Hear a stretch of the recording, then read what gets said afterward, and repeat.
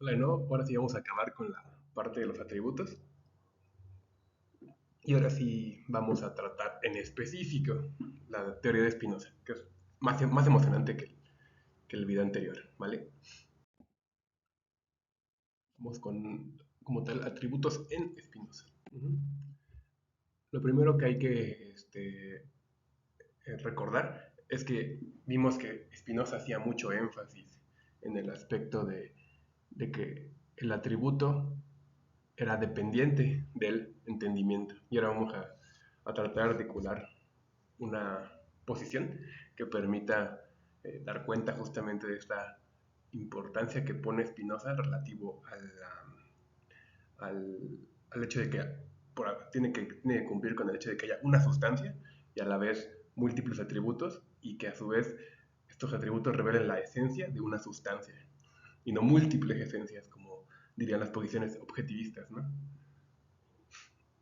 Y tampoco que no revelen nada más que puras arbitrariedades mentales, ¿no? Entonces tenemos que poder conjuntar esas dos para poder hacerle justicia a lo que dice Spinoza. Una versión de esto es la de Martin Lee, que igual le digo que viene en, ese, en este libro de Cambridge Companion to Spinoza del 2022. Pero básicamente la versión de Lee dice esto. Nos dice que en su concepción un atributo es la esencia de la sustancia y este se presenta al intelecto bajo cierto aspecto o cierto modo de presentación. Es decir, sí es la esencia de la sustancia, pero es una forma de presentarse, un modo de presentación entre muchos, como vimos, porque en Spinoza hay infinitos atributos posibles de presentación de esa esencia, de la sustancia. Por lo tanto, estamos viendo que, en ese sentido, está haciendo completamente justicia a la definición de Spinoza. Como recordarán, la posición de Spinoza dice, por atributo entiendo aquello que el entendimiento percibe de una sustancia como constitutivo de la esencia de la misma. Y a su vez también vimos que en otras secciones Spinoza decía que había infinitas atributos de la sustancia. Entonces hay infinitas formas de que el intelecto conciba esta sustancia y su esencia. Pero sigue siendo su esencia. Como dice Martin, por ejemplo, cuando lo aplicamos a la idea del concepto de extensión, es decir, a diferentes conceptos. Ah, por cierto, concepto está puesto en mayúscula porque es la forma estándar de ponerlo en la literatura filosófica cuando uno refiere al concepto de. Entonces, por ejemplo, el concepto de extensión aplica a la esencia, se aplica a la esencia de la sustancia y presenta esta al intelecto bajo la perspectiva de la extensión. Ajá. Y lo mismo, bajo el concepto pensamiento, aplica a la esencia de la sustancia y presenta esa esencia del intelecto bajo la perspectiva del entendimiento. Entonces, si se fijan, está refiriendo, es solo una esencia, es la misma esencia de una sustancia, porque solo hay una. Sin embargo, esa sustancia se nos presenta, o la percibimos, o la conceptualizamos más bien, la conceptualizamos de diferentes maneras específicas, de múltiples maneras específicas, ahora bajo el concepto de extensión, ahora bajo el concepto de pensamiento y ahora podría ser bajo otro tipo de conceptos. Y dentro de este dominio se siguen todas las cosas que corresponden a este dominio.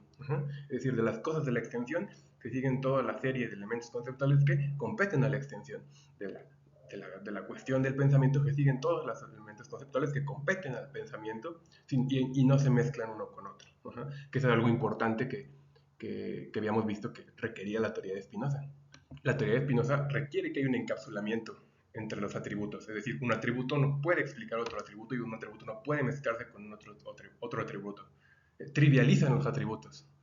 ¿Por qué? Porque no le das una delimitación adecuada conceptual a cada uno. Que es básicamente lo que diríamos, ¿no? Como de, no vas a reducir la psicología a la física o la biología a la física, sino cada una compete su propio dominio en el cual conceptualiza de una determinada manera el mundo. Y se fijan, es algo muy actual lo que estaba diciendo Spinoza. Es algo que prácticamente la gran mayoría de los científicos o de los filósofos de la ciencia están de acuerdo. Por supuesto hay algunos que tratan todavía de hacer reducciones, pero las reducciones son muy complicadas, como lo han mostrado múltiples veces los filósofos a lo largo de los años. Ajá. Requieren demasiadas restricciones para poder hacer una reducción de una ciencia a otra ciencia, ¿no? Solo para, no tiene mucho que ver con esto, pero lo voy a, o sea, por lo menos deberíamos de tener que compartan ciertos elementos conceptuales que puedan referirse, que cada uno tenga su serie de dominio conceptual, que haya alguna suerte de capacidad de que los elementos conceptuales de un dominio expliquen completamente los del otro dominio y no dejen nada libre, porque si no se justifica ese propio dominio, ¿no? Entonces, en realidad es muy complicado. Entonces se puede decir que cada uno de estos determinados dominios narra la misma cosa desde dos perspectivas diferentes, ¿no? Un ejemplo que podemos poner sobre eso es como cuando hablamos de la persona, ¿no? Y unos lo ven desde el aspecto psicológico y otros las ven desde el aspecto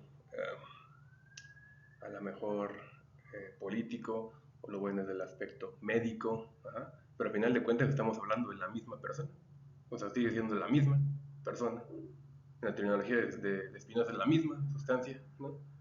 Vista bajo dos diferentes atributos por determinado intelecto el profesional competente en ese dominio, ¿no? Pero bueno, vamos a ver un poco más para clarificar esta idea. Aquí, bueno, viene lo que le estaba adelantando, ¿no? Que básicamente la diferencia es conceptual, pero la esencia es la misma, es una sola esencia, es la esencia de la sustancia única, vista o percibida o conceptualizada más bien desde uno u otro dominio. Es lo que está proponiendo Martin Lee. A mí me parece una forma muy adecuada de continuar la idea de Spinoza. Y no solo muy adecuada de continuar la idea de Spinoza, sino muy coherente con nuestra forma de pensar actual eh, y a pesar de que la mejor podríamos decir que quizá hay otras formas de leer Spinoza, esta me parece una de las formas más plausibles. Sobre todo en mi caso, que me interesan los aspectos de la filosofía de la ciencia aplicada a la psicología y así. O mejor dicho, la filosofía de la psicología. Y supongo que la de muchas personas que están aquí viendo este canal. Y bueno, esta idea también ya la hemos visto en algunos, o seguramente ya la habrán visto ustedes en algunas otras cuestiones, como por ejemplo los bien conocidos casos freyianos de Gottlob Frege, que son los que, de hecho aquí puse el ejemplo claro, el ejemplo más, pues más paradigmático de esta aproximación de Frege, ¿no? De hecho es el que viene en su paper de Inicios del siglo pasado, que es el de donde tenemos, que básicamente ilustra el caso donde tenemos dos descripciones diferentes para algo que es lo mismo, ¿no?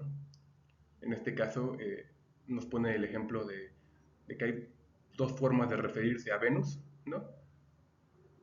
Sin embargo, una persona puede creer una proposición, pero no necesariamente la otra proposición, ¿no? Por ejemplo, uno puede decir, Jéspero es la estrella más brillante de la tarde y a la vez también alguien podría decir fósforo es la estrella más brillante de la mañana. Entonces, en este caso tenemos un ejemplo donde es la misma cosa, es exactamente la misma cosa, pero tiene dos posibles descripciones. Sin embargo, en el caso de Spinoza necesitamos algo más restringido, porque en el caso de Spinoza no serían como tal dos descripciones en el sentido de tener dos esencias o algo así, sino tendría que tener nada más una. Entonces necesitamos encontrar un ejemplo que permita manejar ese tipo de cuestiones. El ejemplo más claro creo que va a estar dentro del lenguaje. Les explico ahorita. Por ejemplo, el ejemplo más claro que se me ocurrió fue un ejemplo que satisface básicamente dos requerimientos, ¿vale? Es que por diferencias en la lengua. Ajá. Es decir, podemos decir que tenga la misma descripción, no como en el caso de Venus, que tenía dos tipos de descripciones, simplemente que haya dos modos diferentes de presentación. Por ejemplo, uno puede decir en una lengua, Spinoza es un gran filósofo. O puede decir en otra, Spinoza is a great philosopher. y es la misma descripción, simplemente bajo dos modos diferentes. Entonces, es una forma en la que podríamos ver un ejemplo claro de esto, ¿no? Además, eso también implicaría una cierta encapsulación conceptual, ajá, en la cual un concepto dentro de un determinado sistema solo puede seguirse dentro de los conceptos de ese determinado sistema, pero no dentro de los del otro sistema. Por ejemplo, eh, uno puede tener la demostración A, entonces B, ¿no? Y eso está en un, en un determinado sistema lógico, como el de arriba dice A, el clásico, ¿no? Entonces B. Pero, pues a lo mejor hay otro sistema que escribe A, D, B y significa lo mismo, ¿no? Es la misma descripción, pero está bajo otro modo de presentación completamente diferente. Y entonces uno podría decir, ay, pero si es lo mismo, entonces uno podría comprobarlo o derivar lo que se sigue en el mismo, en el sistema contrario, pero en realidad no, porque no hay sistema, dentro de un sistema, en este caso llamamos al de la flechita A, el, el símbolo D no tiene ningún significado, entonces no hay forma en que uno pueda derivar la conclusión si A, entonces B. Entonces, en ese caso, estamos viendo que cumple con ese caso de encapsulación. Entonces, un mejor ejemplo sobre lo que se refería Spinoza es ejemplos lingüísticos simples donde hay misma descripción y dos modos de presentación, más que el caso freudiano, que en realidad son dos tipos de descripción. Y aquí es donde, por ejemplo, donde les digo que entra, digamos, la dificultad de esto sí podrá ser completamente la posición de Spinoza, pero parece ser que sí. Lo único que pasa es que Spinoza no alcanzó a comprender la diferencia entre los dos tipos de casos. No comprendió que eh, hay una diferencia importante entre decir, Venus es la estrella de la mañana, o digo, Hespero es la estrella de la mañana y Fósforo es la de la noche o la de la tarde, ajá, y que ese ejemplo no es lo mismo que, que el ejemplo del lingüístico que les estoy presentando en este caso, ¿no? O con sistemas lógicos diferentes. Entonces, pues, parece ser que era lo que le hubiera gustado a Spinoza probablemente, sin embargo, no alcanzó a desarrollar Spinoza. Hay que recordar que Spinoza en realidad murió no tan, no tan, no tan viejo, o sea, a lo mejor, pues a lo mejor sí es no sé qué edad fuera normal en esa época de Spinoza, pero vivió 44 años, en realidad no es mucho tiempo, no vivió gran cantidad de tiempo, además con todos los problemas que tuvo alrededor de la publicación del Tratado Teológico Político y la muerte de gran cantidad de su familia como a los 20 años y que en realidad no se interesó en la filosofía sino hasta ya bastante grande. Entonces, pues eso obviamente puso ciertas limitaciones para que desarrollara muchas ideas. Entonces, fue un pensador que escribió pues, bastante en realidad, porque por ejemplo la ética es un texto póstumo, no se publicó. El tratado político es un texto póstumo. Um, ¿Qué otros son textos póstumos? En realidad lo único que publicó en vida fue el Tratado Teológico Político y, y Principio de Filosofía de Descartes. Fue todo lo que publicó en su vida. Ah, bueno, y el que venía como apéndice, Pensamientos Metafísicos, dentro de Principios de Filosofía de Descartes. Pero en realidad todo lo demás me lo publicó. El Tratado de la Reforma del Entendimiento, que es también bien popular, de Spinoza, sobre todo para sus concepciones epistemológicas preéticas, donde todavía es como muy cartesiano. No, tampoco lo publicó en vida. Lo compartió quizás con sus amigos y demás, pero muchas cosas no quedaron para desarrollarse. Bueno, nunca se acaban a desarrollar bien. Es algo normal de todos los pensadores. No piensen que los pensadores ya están acabados, que ya está su sistema y que ya nomás agarramos el sistema y lo aplicamos a todo, ¿no? Es algo de lo que he intentado comunicar en este canal sobre Vygotsky, por ejemplo, o Leontiev y, y similares, ¿no? Que no se puede pensar que que ya el sistema está acabado y solamente hay que aplicarlo. Ahora este problema nuevo, ahora este otro problema nuevo que surgió y ya, ¿no? no, siempre estaban en constante desarrollo. Por ejemplo, solo por ponerles un ejemplo, les dije ahorita en la cuestión epistemológica, y lo vamos a ver después, pero el Spinoza del Tratado de la Reforma del Entendimiento es opuesto epistemológicamente en sentidos muy importantes al Spinoza de la ética. Abandonó la, la, la, la concepción cartesiana por un coherentismo o un holismo. Ajá. Entonces, son cuestiones muy importantes, ¿no? Abandonó el fundacionalismo cartesiano por un coherentismo o por un tipo de holismo.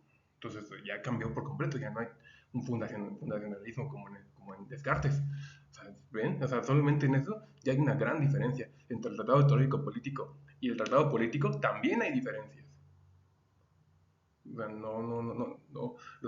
todos los autores están constantemente cambiando de posiciones de ideas, a veces en el largo de años, a veces no lo publican, pero a veces cambian de posición simplemente en cuestión de meses. Unos meses, en un año, a pesar de que no hayan pronunciado palabras sobre ello, ¿no? Y más en los tiempos de antes, donde pues, había que hacer todas estas cuestiones de la imprenta y tener libros pues era un lujo y demás cuestiones, ¿no? En tiempos de Spinoza. Ahorita pues no podemos decir que cambiamos de opinión poniéndolo en una red social, escribiéndolo en algún lugarcillo, en un post, lo que sea, ¿no? Pero antes no nada tan fácil. Pero bueno, ya esto sería como tal la posición de Spinoza. Solamente hay que considerar unas conclusiones, unas implicaciones de todo lo que hemos dicho, ¿vale? Vamos con unas implicaciones muy sencillas, ¿no?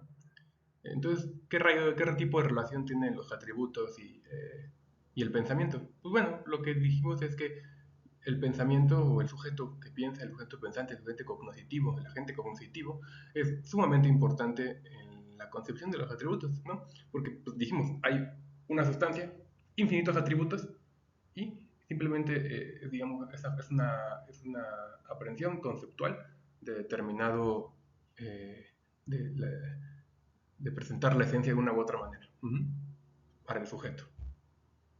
O sea, la misma esencia es una esencia única y la presentamos de n maneras diferentes. Muy, muy interesante esto. O sea, es algo muy, muy actual, ¿eh? Sinceramente es una posición muy actual de cómo concebimos ahora este, en la filosofía de la ciencia las cuestiones de, digamos, de diferenciación ontológica de la realidad y, y cada uno tenga su dominio particular. Ajá. A pesar de que estemos hablando de la misma cosa, ¿no? Ahora, sobre la relación de los atributos y la esencia, pues efectivamente los atributos son la esencia. Ujú. Fue lo que dijimos en la sección pasada, dijimos, los atributos son específicamente la esencia, pero la forma en la que esa esencia se presenta bajo un determinado distinción específica, la cual no es una distinción tanto metafísica, en el sentido antiguo de la palabra, sino es una distinción ontológica, epistemológica de, de un dominio particular sobre cómo aprender o presentarse esa dicha esencia de la realidad. Ajá. Que es básicamente lo que hace todas las ciencias particulares que tienen su dominio específico y bajo sus determinados conceptos se presenta la realidad de una u otra manera. Uh-huh. Ahora, ¿cómo, ¿cómo llegamos del monismo de la sustancia a la identidad entre la mente y el cuerpo? Bueno, la identidad es efectiva. ¿Por qué? Porque en realidad no estamos diciendo que sea algo diferente. Es la misma cosa. La mente y el cuerpo es la misma cosa. Son modos, es el mismo modo, bueno, son diferentes modos más bien, bajo ciertos atributos, pero de la misma cuestión, de la misma diferenciación dentro de la sustancia única. Ajá. Es una sustancia que se aprende ahora bajo una determinada sistema conceptual de X manera o de aquella o de Y manera, pero en realidad es la misma cosa. Entonces, eso está bastante cool también. Uh-huh. Ahora, en cuanto a cómo pasamos de...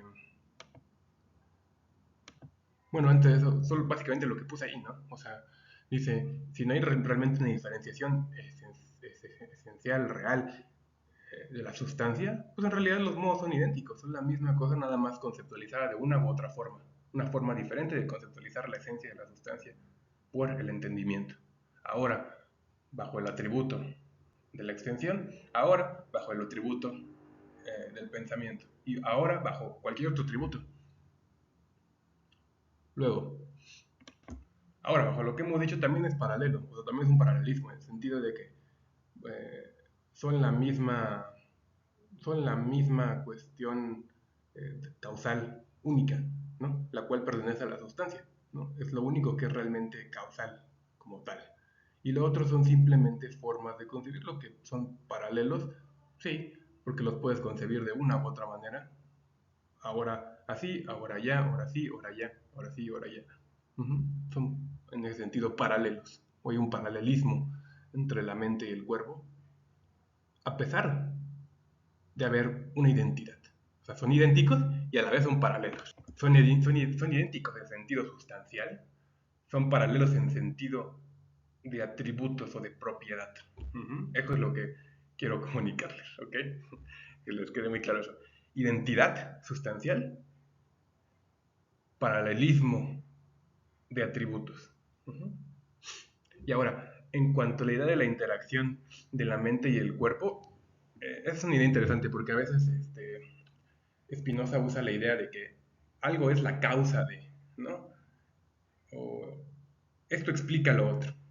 Entonces, parece ser que en general, más bien era una limitación, hay una limitación de vocabulario en Spinoza, le faltaban términos para poder distinguir entre lo que llama explicación causal, o lo que podríamos llamar explicación causal, y causalidad. Pero, como les he dicho, a lo largo de su trabajo sí lo diferencia de cierta manera. O sea, sí dice, ok, tenemos a lo que compete como tal a la causalidad efectiva, esa es la sustancia única. Ajá. Y obviamente puedo describir o explicar causalmente algo a partir de que lo concibo de cierta manera. Pero es una explicación causal, no es la causalidad. Entonces, la causalidad depende solo, o más bien no depende, más bien, solo se puede hablar de causalidad cuando hablamos de sustancia en Spinoza, y podemos hablar de explicación causal cuando hablamos de, de los atributos y los modos. Ajá, porque siempre, por ejemplo, un determinado eh, modo dentro de un atributo particular puede causar un atributo particular. Puede causar un modo particular dentro de ese atributo, pero un modo particular no puede causar un modo dentro de otro atributo, que es lo que habíamos dicho que es la encapsulación conceptual de cada atributo. Y por un lado, estamos hablando de explicación causal en el sentido que decimos, este atributo causó este modo causó este otro modo. Pero yo no puedo decir el modo A o de tipo A causó el modo de tipo B, es decir, el modo en otro atributo.